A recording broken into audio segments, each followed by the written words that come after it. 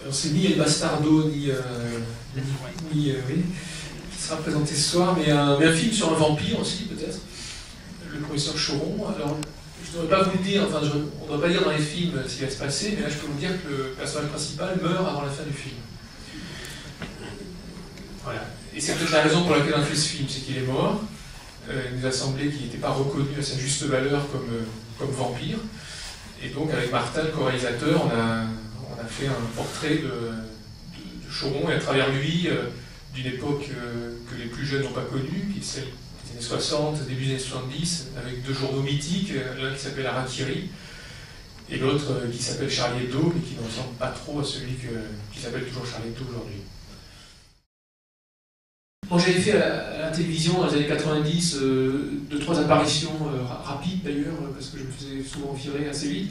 Dans l'émission de Chavannes, Ciel Montmardi, je suis allé un peu me moquer d'émissions de TF1 dans cette émission-là de TF1. Et lors des deux courtes apparitions que j'ai faites dans cette émission, Choron m'avait repéré, il avait écrit à l'émission une lettre très sympa en disant c'est qui ce fou furieux, cet énergumène là, qui est dans votre émission. Donc ça c'était en 1991, mais à l'époque je ne le connaissais pas. Et puis après, c'est à la fin de sa vie, Martin, le co-réalisateur, qui lui était beaucoup plus proche, parce qu'ils travaillaient ensemble, qui m'a appelé, qui est un copain, qui m'a appelé en me disant bon, il faut se dépêcher si on veut faire quelque chose avant que Choron ne meure, parce que là il est en train de mourir. Donc c'est à ce moment-là que je l'ai rencontré plus longuement, c'est-à-dire 2 ans avant la fin de sa vie. En 2003, 2002-2003. C'était une espèce d'entreprise de sauvetage du soldat Choron, on va dire. Et on s'est retrouvé avec ce petit tournage. Choron nous avait livré des archives. Il avait une espèce de mal au trésor d'archives inexploitées, notamment ces cassettes Harakiri dont on voit des extraits dans le film, des sketchs là comme Torturer un mime,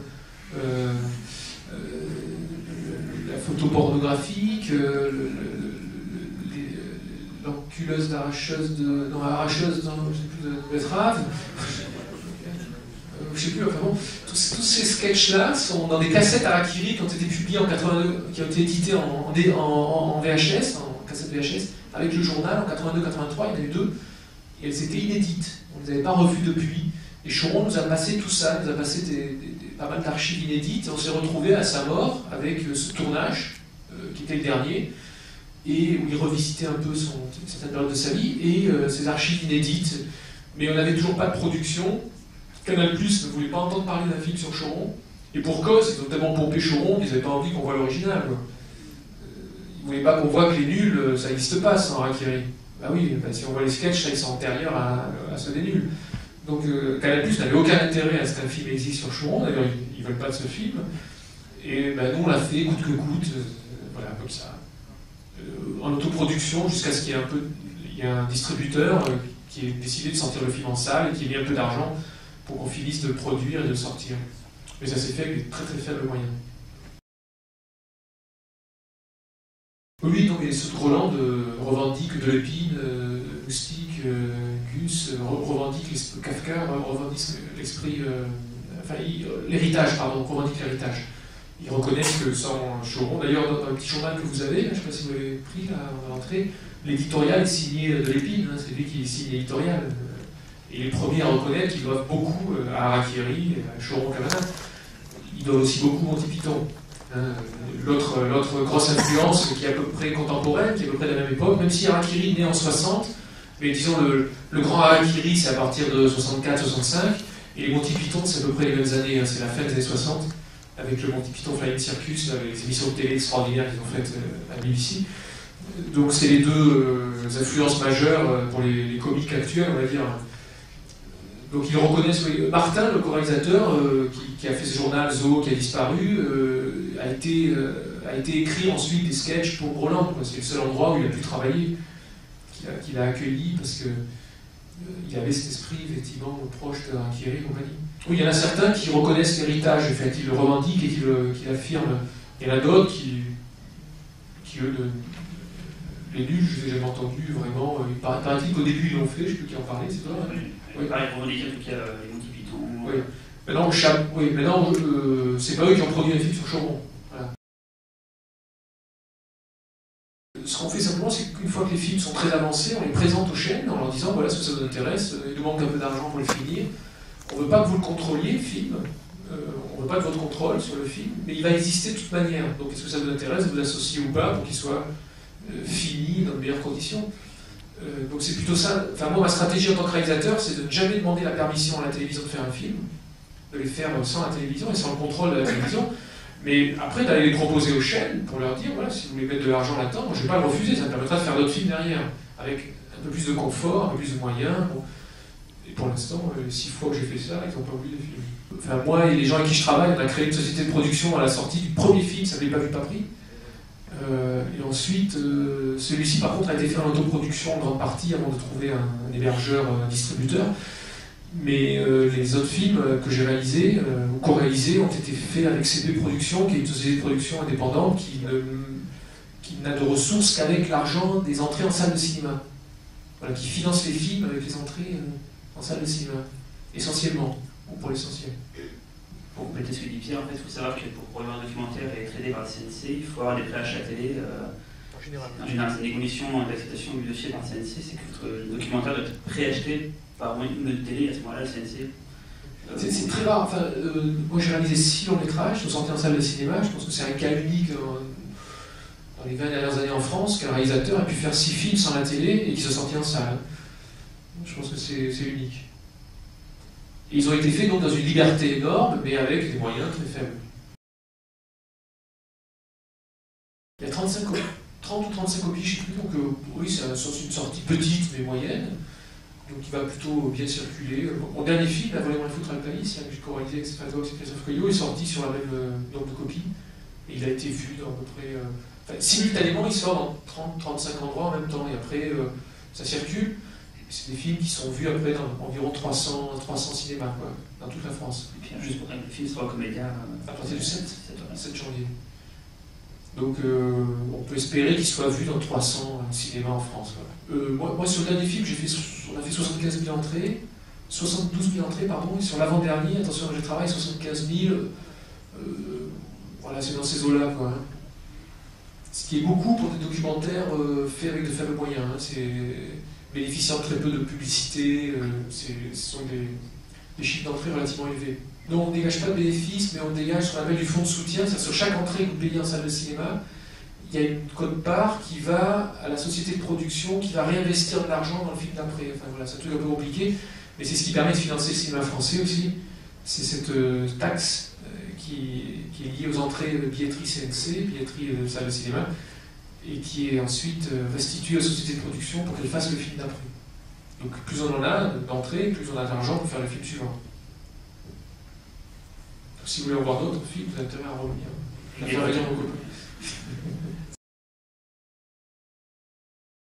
C'est un film qui est un nouveau chantier, je suis en train de retravailler dessus là, je vais essayer de m'y remettre en début d'année prochaine, mais il est question effectivement ce film n'est pas sorti, il y a une première version qui est circulée en DVD, tu as pu la voir sur internet.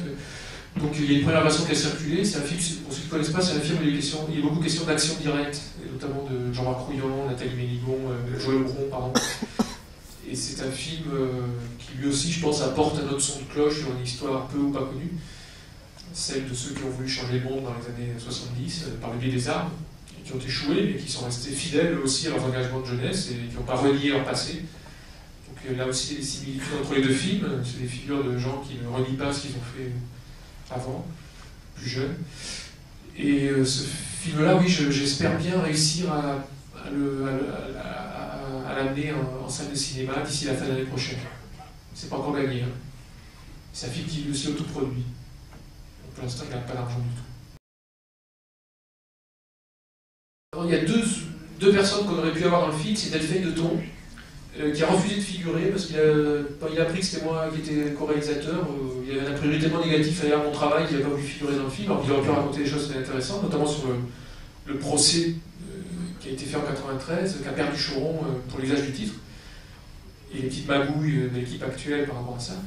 Et puis Berroyer, alors là c'est une connerie de notre part, je pensais que Martin l'avait averti, Martin pensait que je l'avais averti, et finalement personne n'a averti, et on n'a pas Berroyer dans le film. Il y a aussi Gouriot qui aurait pu parler de Choron, puisqu'ils ont fait un livre, une biographie de Choron, qui s'appelle, ça je vous la recommande, hein, si vous voulez vous intéresser à la vie de Choron et à sa manière très paradoxale de voir le monde. Il y a un livre qui s'appelle « Vous me croirez si vous voulez », c'est Gouriot et Choron, c'est édité chez Flammarion, on le trouve chez les bouquinistes, et c'est intéressant. Mais voilà, il y a d'autres personnes qu'on aurait pu aller voir, effectivement. Mais bon, pour nous, le plus important, c'était d'aller voir Cavana. Fred aussi, toujours vivant. Fred, c'est le dessinateur de Philémon, c'est un des historiques du premier Akiri, la première période, entre 60 et 65. Et il est toujours vivant, mais on l'avait appelé, et puis ça s'est pas fait. Voilà, je crois qu'il était un peu malade à l'époque, on n'a pas pu faire l'entretien. Voilà, petite histoire, on a quand même interviewé Sidney, qui apparaît au début du film. Il nous avait déjà dit beaucoup de mal de Val, et on n'a pas pu, enfin, on s'est auto-censuré, c'est-à-dire qu'on n'a pas mis cet extrait en se disant, mais là, c'était il y a 4 ans. Hein. Le film devait sortir assez rapidement à l'époque, on pensait qu'il allait sortir dans les mois en 2006 ou quelque chose comme ça, avant qu'il se fasse virer de Charlie Hebdo. Et donc on s'est dit, si on laisse ça, il se fait virer tout de suite. Quoi.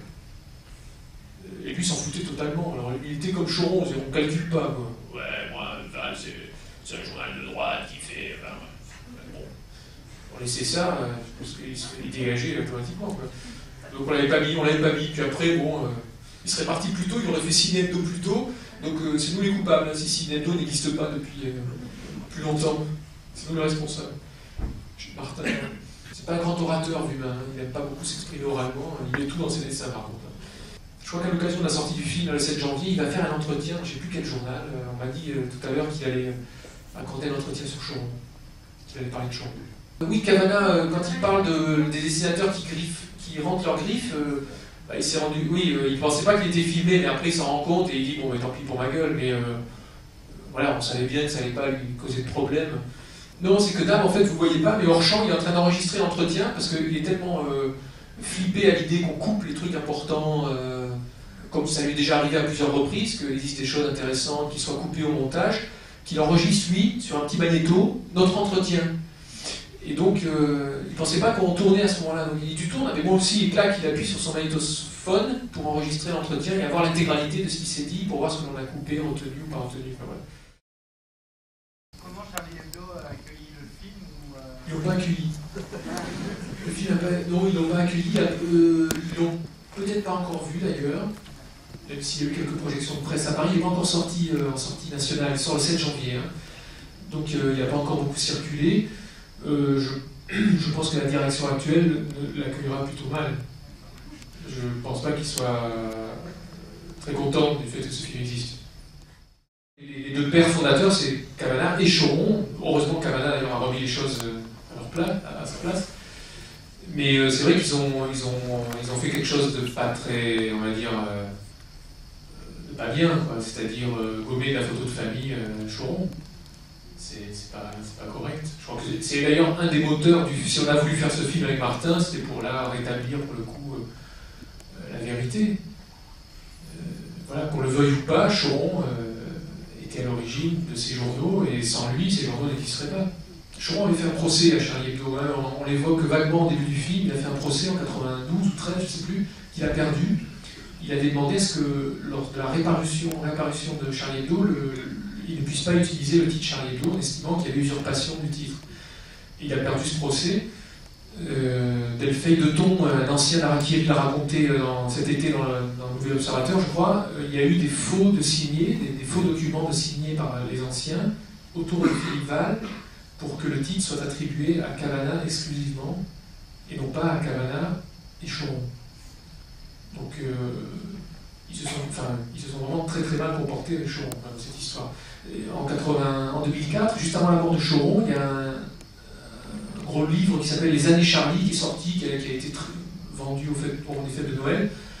Et la une la plus connue de Charlie Hebdo, enfin de Harakiri Hebdo, Bal tragique à Colombie un mort au moment de la mort du général de Gaulle, qui est de Choron, n'était pas crédité comme étant de Choron. Donc vous voyez, c'est allé très loin quand même, hein, l'effacement de la présence de Choron dans cette histoire de la part de l'équipe actuelle. Et je crois qu'il y a un malaise, hein. La question, elle les rend. Ils ne sont pas à l'aise avec cette question. Alors, ils ne sont pas à l'aise parce qu'ils savent qu'ils ne sont pas bien comportés. Hein. Voilà. Quand on a fait des choses pas jolies, on n'est pas très à l'aise quand on est interrogé là-dessus. Hein. D'ailleurs, la première fois qu'on lui a posé cette question sur Choron, c'était cet entretien avec Wolinski qui s'écrase petit à petit sur son siège à côté de lui. Là. tout d'un coup, le simple évocation du nom de Choron l'a mis dans des états, Choron et Rézère, Dalida et Chateaubriand, enfin tout de suite, voilà, ce nom-là le mettait dans des états bizarres. Donc après, effectivement, on est allé le voir à plusieurs reprises, on s'est dit que c'était intéressant de le mettre dans ces états-là pour le film. Donc on est allé le voir à 2, 3, 4 reprises, même on l'a filmé 4 fois, je crois, il y en a 3 dans le film, mais on l'a filmé 4 fois. Et chaque fois, l'évocation de Choron le mettait dans des états bizarres. Je pense que Choron était un reproche vivant pour eux, c'est-à-dire qu'il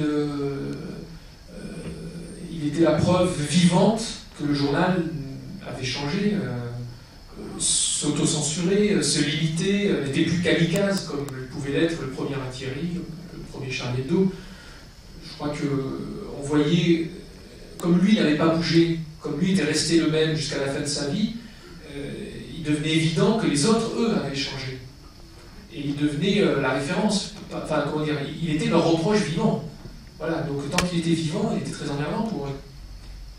Même s'il était très isolé, même s'il était ruiné, même s'il a fini avec tous les procès des premiers journaux sur le dos, bah, il était Choron, il restait Choron. Et je pense qu'il a renvoyé le fait aux autres qu'ils avaient changé, qu'ils étaient, moins mordants.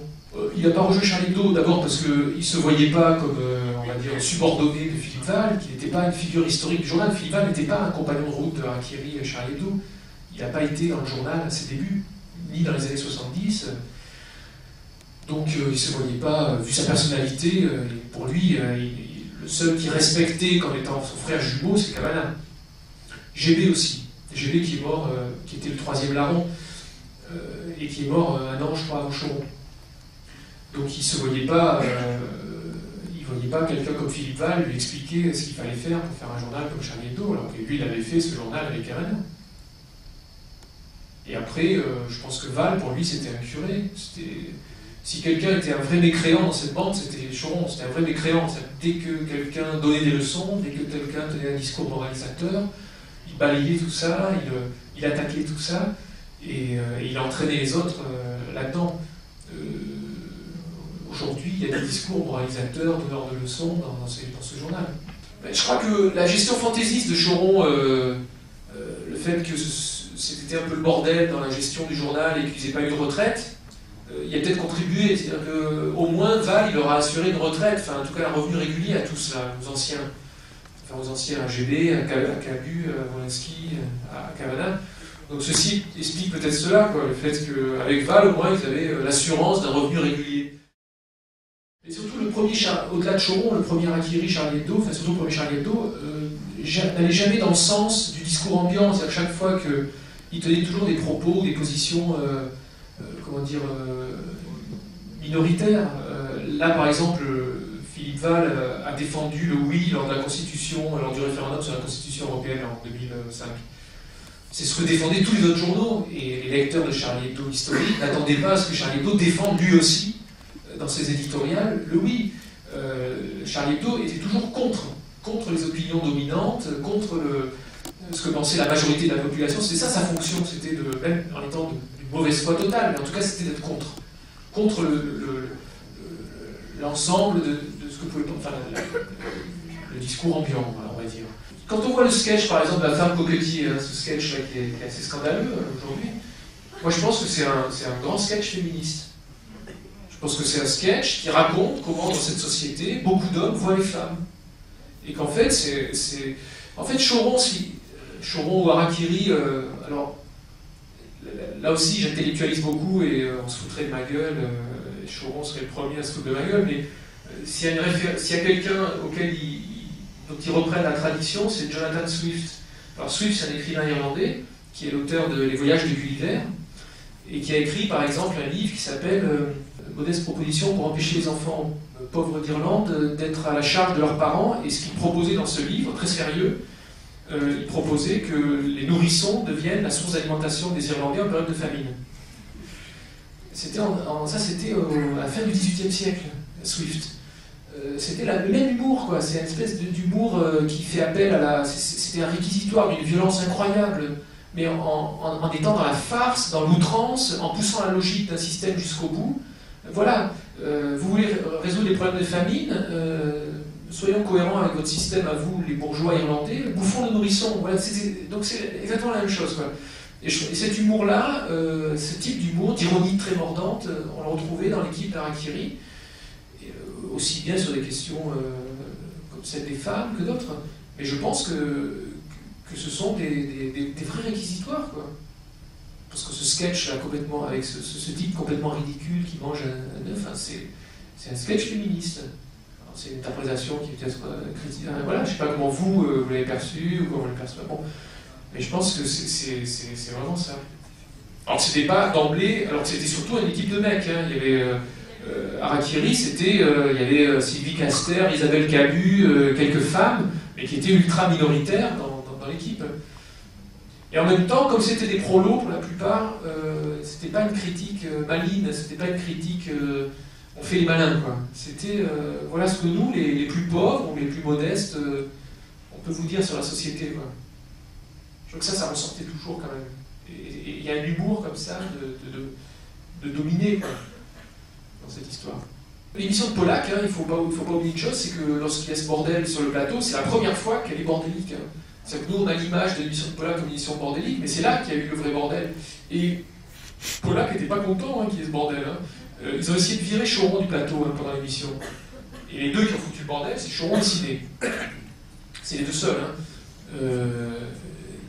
Et ils ont essayé de foutre Choron dehors parce qu'ils ne voulaient pas de bordel. Hein. Alors après, il s'est aperçu que le lendemain, ça devenait l'événement national, ou presque, ce qui s'était passé la veille dans votre réponse. Et là, Pollack s'est dit, ah merde, c'est peut-être ça, l'avenir de mon émission, c'est qu'il y ait du bordel sur le plateau. Mais ce n'était pas désiré de sa part au départ. Hein.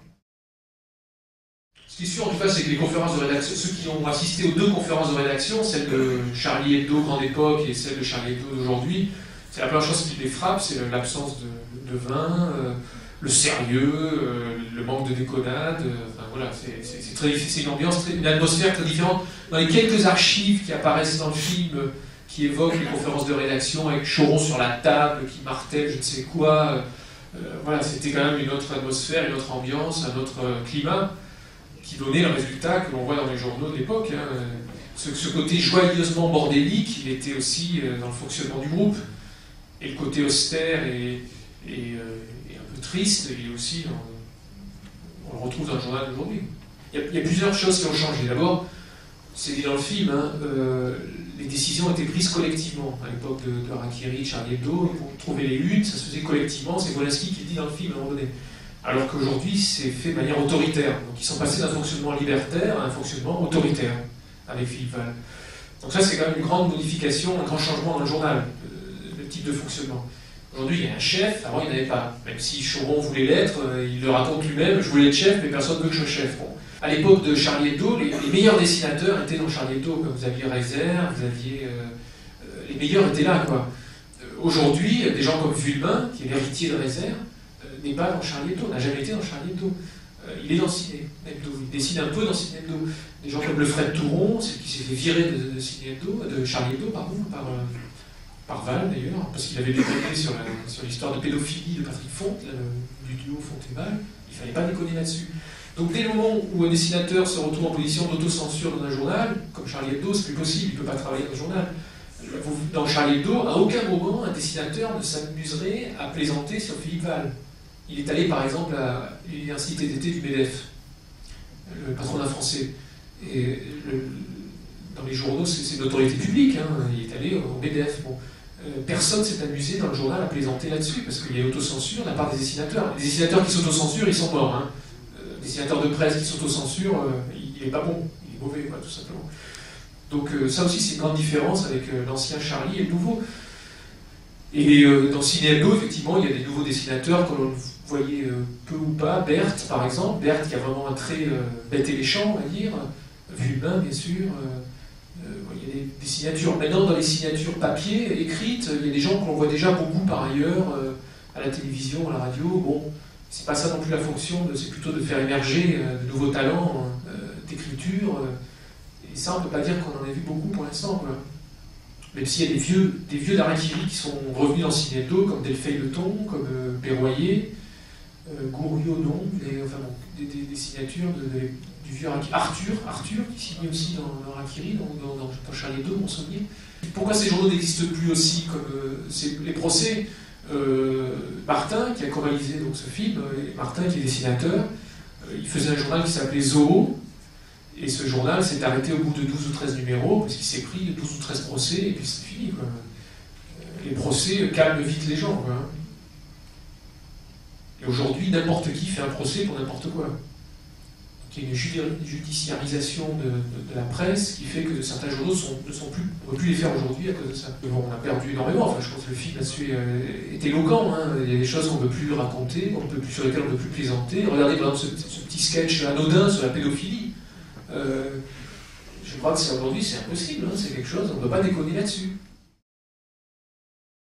Les actionnaires principaux, c'est Val, Cabu, Bernard Marie, son oncle Bernard, et je ne sais plus un quatrième.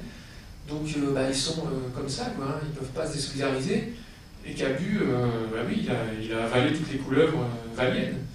Avant, Philibin, il faisait, alors je ne connais pas bien, mais il faisait un duo avec Fonte, Patrick Fonte, là, qui s'appelait Fonte et Val, que certains ont peut-être connu, là, ou ont vu en spectacle. Là. Il était plutôt étiqueté anard, hein, plutôt venant des milieux libertaires, en tout cas c'est comme ça.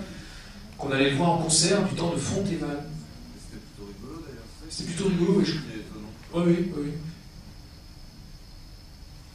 Et il y a des gens qui vieillissent pas bien. Voilà. Peut-être ici dans cette salle aussi, je sais pas. Effectivement, je pense. Enfin, s'il y a du sens de l'humour, en tout cas, c'est pas un sens de la dérision, de l'autodérision. Donc ça, il n'y en a pas beaucoup. C'est ce qu'il a inventé pour prétexter le licenciement de Ciné. D'ailleurs, c'est pas jugé encore, mais. Non, il a prétendu que le fils Sarkozy allait faire un procès, mais il y a aussi de fortes présomptions pour que ce soit faux. C'est ce qu'il a raconté après coup pour justifier le départ ici. C'est quoi Charlie Hebdo? Je crois que c'est Philippe Val qui aspire à devenir un éditorialiste de la presse française, donc d'être sur France Inter, d'être dans le grand journal de Canal+, d'être ici, comme les Alain Duhamel et compagnie. Enfin, il aspire à ça. Comme Serge Julie, bien sûr. Bon, on n'a pas critiqué ça dans le film, d'ailleurs on ne le critique pas, ça. Simplement le seul problème c'est que le journal s'appelle Charlie Hebdo, et pas Val Hebdo. C'est très sérieux ce que je raconte. Vous avez vraiment, je ne comprends pas que vous soyez là. Vous avez presque du Bourdieu, alors là, pire. Quand je disais tout à l'heure que c'est pas un film de vampire, c'est pas tout à fait la vérité, parce que Choron, lorsque l'on a filmé dans les dernières périodes de sa vie, là, à Marseille ou dans son village natal, était déjà très malade et en fait il faisait l'objet de transfusions sanguines. Donc il se dopait, il se transfusait le sang, il prenait de l'EPO pour être en forme pendant quelques jours et qu'on puisse le filmer. Donc c'est un vrai vampire en fait. C'est un film de vampire. Je sais que les jeunes, par exemple, qui ne connaissaient rien, il y a beaucoup de moins de 35 ans, on va dire, qui n'ont même pas entendu parler de Choron, hein, et qui sont assez sidérés, enfin je vois les réactions après les projections, qui sont assez sidérés de voir que ce genre de personne a pu exister sans se retrouver en HP. Hein. C'est ça, en fait, c'est comment on peut, en étant aussi... Choron était vraiment quelqu'un qui s'autocensurait très peu, quoi, qui verbalisait quasiment tout ce qui lui passait par la tête. C'est quand même très rare dans nos sociétés qu'on puisse se comporter ainsi, sans dommage. Et ça, c'était quelque chose de... Oui, il jouait très peu il jouait très peu le jeu des conventions sociales. Et ça, c'est très étonnant, hein, ce genre de personnes. Et on n'a pas l'habitude d'en voir, voilà, on a peu l'habitude d'en voir. Après, est-ce que la société serait vivable avec des gens comme Choron, tout le monde se comportant comme Choron Je sais pas. Il parle des conventions sociales, on est obligé d'aimer ses grands-parents, moi non, ça me faisait chier de faire la bise, ou je sais pas, d'embrasser ma grand-mère ou mon grand-père. Là, il remet en cause ces conventions-là, quoi. C'est ça ce qu'il faut, enfin, je pense que c'est ça ce qu'il faut entendre, hein, dans ce qu'il dit à ce moment-là. Il dit qu'il ne faut pas mordre les dames, quand même. Hein. Mord pas la dame, ça, oui, c'est un peu... Choron s'en foutait un peu de notre tournage, j'aimerais dire. Enfin, en tout cas, d'un point de vue testamentaire. Hein. Simplement, il était content parce qu'on venait sortir de son village, on venait le balader, il rencontrait du monde, alors qu'il était très isolé à la fin de sa vie. Donc, il était très content qu'on tourne pour ces raisons-là, mais pas du tout parce qu'on allait faire un film, parce que ce serait son dernier testament, je ne sais quoi. Il s'en foutait complètement. Donc, c'est assez triste la fin de la vie de Choron, parce que par rapport à ce qu'a été le bonhomme, à l'influence qu'il a eu dans la presse française, à l'histoire de ses journaux, il a été quand même vraiment lâchement, salement abandonné, quoi. Et pas reconnu à sa juste valeur. Je pense que ce film-là, il est fait aussi pour lui rendre justice. Tout le temps, on a essayé avec Martin de ne pas être non plus dans quelque chose d'hagiographique. Je pense qu'il y a des moments où on voit Choron, il y a des gens qui sont très choqués dans cette scène où il est sur la table et il croise sa bite, là, avec celle de Charlie Chingot, ou cette séquence au début, là, où il est dans ce bar, là, à moitié ivre. Enfin, ces choses qui sont... on voit un Choron parfois un peu pathétique à ce moment-là. Et l'idée, c'était pas de faire un Choron lisse. Choron avait très peu de, comment dire, on reprend des termes, de réflexivité, c'est-à-dire de penser sur soi-même. Si, à la fin du film, il y a ce moment où il dit on est dans un cirque, et même moi, je ne suis pas dépoté de ce cirque. C'est un très rare moment où on l'a surpris en train de se penser lui-même. Mais c'était pas vraiment son truc. Hein. C'est quelqu'un qui était dans l'action, dans la fabrication, dans la profusion d'idées, et qui s'arrêtait peu ou pas pour réfléchir notamment sur lui, s'en foutait complètement. De savoir comment il fonctionnait, pourquoi il fonctionnait comme ça. Je ne suis pas vraiment, c'est pas vraiment posé la question avec Martin. Non, je ne pense pas que ce soit quelqu'un. C'était quelqu'un. Moi, il y a le terme qui me viendrait plutôt pour Choron, c'est fantaisie. Hein, c'est le terme de fantaisie. C'était quelqu'un qui avait beaucoup de fantaisie et peu d'hypocrisie. Je pense que voilà, c'est quelqu'un qui était arrivé à un niveau d'absence ou d'hypocrisie qui est très rare dans notre société. On est toujours en train de se ménager les uns les autres, de ne pas dire ce qu'on pense vraiment des uns des autres. Lui, voilà, s'en foutait et y allait franco. Après, souffrance, non, je crois que c'est quelqu'un qui a vraiment vécu heureux, hein, même si à la fin de sa vie, effectivement, il était un peu isolé, mais j'ai jamais vu se plaindre vraiment, j'ai jamais vu gêner sur son sort. Peut-être la vraie question, c'est plutôt comment se fait-il que Choron, lui, n'ait pas bougé, n'ait pas changé, soit resté fidèle à ce qu'il était jeune. Il a commencé colporteur avant Arquéry, il a fini colporteur. Il y a cette séquence où il est un peu pathétique, là, au début du film, où il vend le journal dans un bar et il s'en prend un type, là, le gros con à lunettes, je sais pas comment il l'appelle, et puis il est moitié bourré, enfin, il a fini en train de vendre un journal dans la rue, quoi. Hein. C'était ça la fin de sa vie. Il avait commencé comme ça, après la guerre du Vietnam, la guerre d'Indochine.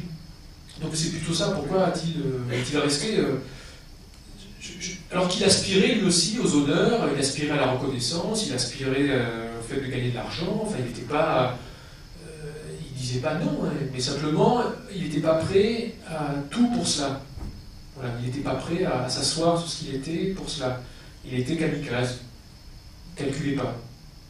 Il calculait pas. Et dans l'époque actuelle, ne pas faire de calcul, ne pas savoir ce qu'on va devenir vieux, ne pas savoir de quoi on va vivre quand on aura 70 ans, il n'y en a pas beaucoup. Pour le premier. Hein. Il y a beaucoup de panache là-dedans, je pense. Dans le fait de ne pas calculer, il y a beaucoup de panache. Donc je ne sais pas s'il faut expliquer pourquoi les autres se sont comportés comme ça. C'est peut-être ça qui est normal, c'est qu'on se comporte comme ça, c'est-à-dire qu'on pense à ce qu'on va devenir vieux, à assurer ses arrières, à avoir un peu de pognon à la fin de sa vie, et un autre qui est très peu, très rare, qui ne pense pas à ça, ou pour qui c'est secondaire. Charlie Chingot, oui, c'est celui avec lequel ils montent sur une table à un moment donné, et ils font des choses un peu étranges. On parlait d'étranges festivals. Il est mort. Il est mort peu de temps après la mort de Choron, Charlie Chingot. Là, actuellement, non, c'est pas lui. Actuellement, vous avez en réédition en librairie, c'est un des piliers de Gros Dada, hein, Charlie Chingot. C'est celui dont Choron dit qu'il avait un âge mental de 12 ans, de gamin de 12 ans, mais qu'il avait un bistrot au fond de l'école. C'est celui-là. Hein. Et c'était un des principaux piliers de Gros Dada, le journal pour enfants qu'ils avaient essayé de créer. Et il est mort, je crois que c'est à cause de l'alcoolisme, il me semble, qu'il buvait un peu trop. Et il est mort assez jeune. Il y a actuellement un projet de bande dessinée sur lui de Florence Estac et de Telet, je crois. Non, c'est l'histoire de Chingot, c'est une biographie de Chingot qui devrait sortir au moment d'Angoulême, comme ça.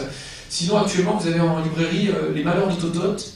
C'est un petit livre, c'est les aventures de Totote, là dont parle Choron, là, dans Gros Dada, et c'est sur des dessins de Vuillemin. C'est signé Choron et Vuillemin.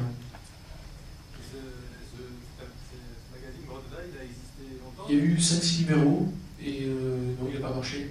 C'était dans les années 90, je crois. Il y a eu 2 époques de parution. Il a essayé de le refaire sortir à une époque, mais ça n'a pas marché. Je crois qu'il devait encore de l'argent à des éditeurs. À un moment donné, on croise un type à Marseille, à qui apparemment il n'avait pas payé, je crois, enfin, un imprimeur, ou je sais pas, quelqu'un qui lui avait donné les moyens pour faire ce journal. Mais il y a encore beaucoup de choses non éditées de Choron. Par exemple, on le trouve chez les bouquinistes aussi, c'est l'art vulgaire, c'est des détournements de tableaux avec GB, il avait fait ça avec GB. Ça c'est magnifique si vous avez l'occasion de trouver ça chez un bouquiniste. L'art vulgaire, c'est des tableaux pompiers du 19e, avec des bulles. Je ne vous raconte pas les bulles, mais c'est du Choron et du GB. Et ça c'est vraiment très très drôle. Il y a des romans photos inédits qui ont été publiés dans Rakiri, mais il y a beaucoup de romans photos sur des scénarios de Choron. Il y a beaucoup de choses encore inédites qui n'ont pas été republiées. C'était picolé beaucoup, il buvait beaucoup de champagne, mais c'était pas de la. Je sais pas si c'était de la picole. C'était très festif, les conférences de rédaction, il buvait beaucoup, il y avait des grandes fêtes. Moi j'ai pas connu cette période, hein, je ne suis pas un témoin direct, hein, mais d'après ce que j'ai entendu. Ça picolait un peu, oui, mais ça picolait comme ça picolait plus, on va dire, dans les années 70 qu'aujourd'hui. Aujourd'hui, l'époque est un peu plus puritaine de ce point de vue-là. Mais en même temps, je pense qu'il s'auto-shootait tout seul. Hein, c'est-à-dire qu'il n'avait pas besoin de picoler, il était auto-ivre. Il s'auto-enivrait, quoi. Mais Choron, en fait, c'était comme un jazzman, c'est-à-dire que s'il fallait le comparer à un artiste, c'est un jazzman. C'est quelqu'un qui est capable d'improvisation et de solo sublime, comme il était capable de se vautrer lamentablement, c'est-à-dire de se planter totalement. Mais il pouvait être sublime parce qu'il risquait, il prenait ce risque-là. Il prenait le risque du ridicule, il prenait le risque, voilà, il calculait pas. Et quand on calcule pas, on peut être génial comme minable. Et Choron pouvait être les deux. Comment dire, il nous a semblé que la vraie famille de Choron, c'était pas sa famille au sens qu'on l'entend habituellement, c'était plutôt Vuillemin, c'était plutôt des gens qui l'entouraient vraiment à la fin de sa vie. Il voyait sa fille, hein, mais il nous semblait que son vrai fils, c'était Vuillemin. Même si c'était pas son fils au sens génétique du terme, mais c'était son vrai fils spirituel. Et d'ailleurs, c'est le vrai héritier de l'esprit Choron. Il était extrêmement exhibitionniste, hein, ça, il n'y a pas besoin de nous l'expliquer.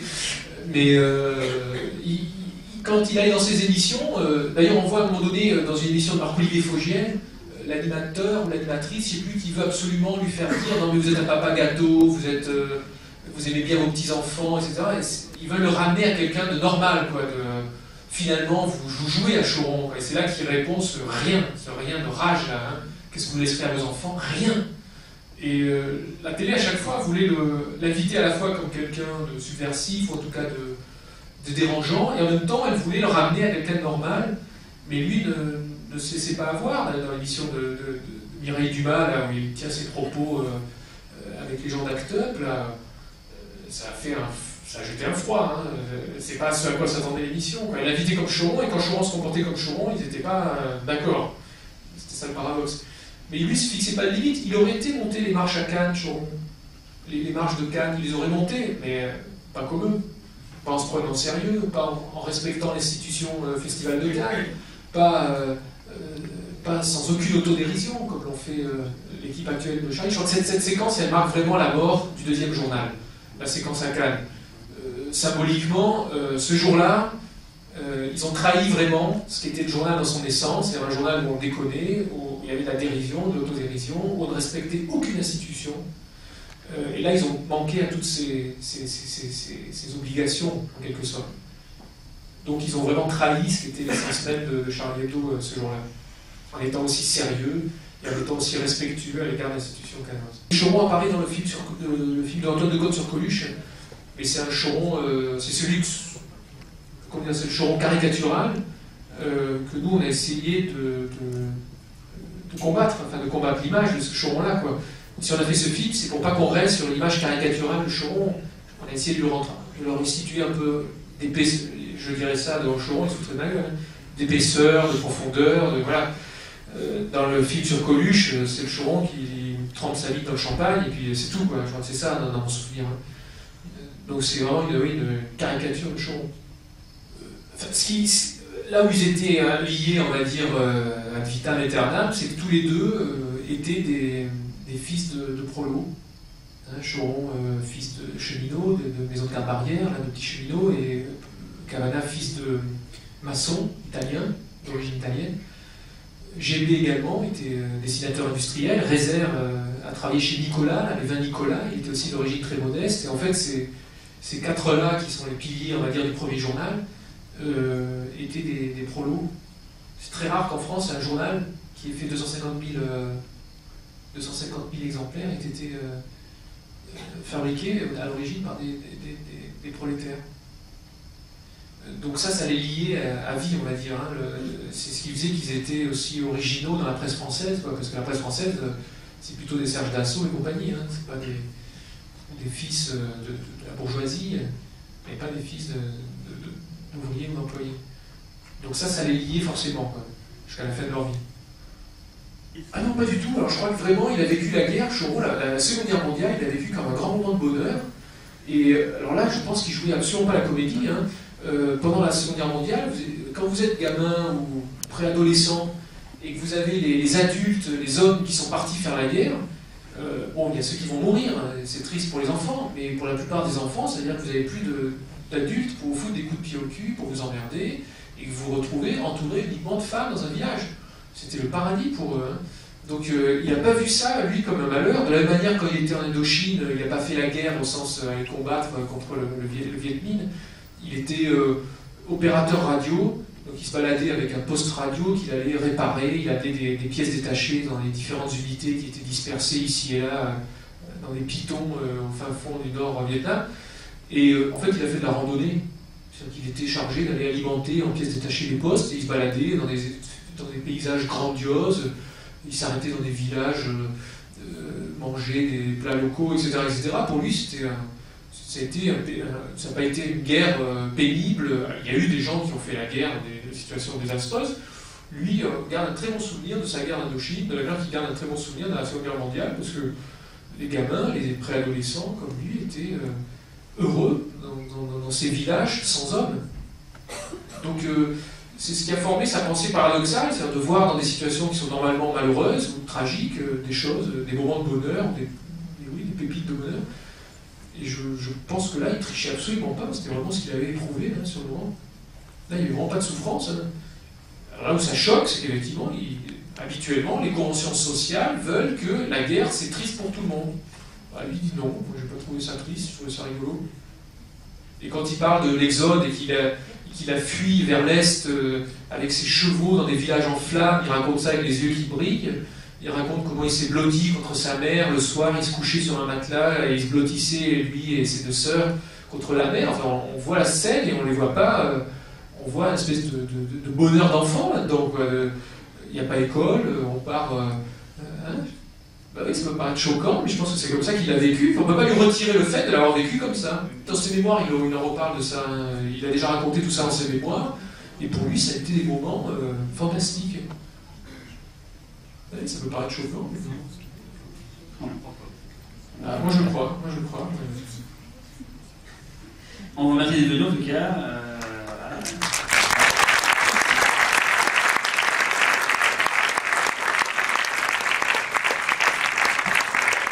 Et rendez-vous donc en janvier donc pour Los Bastardos.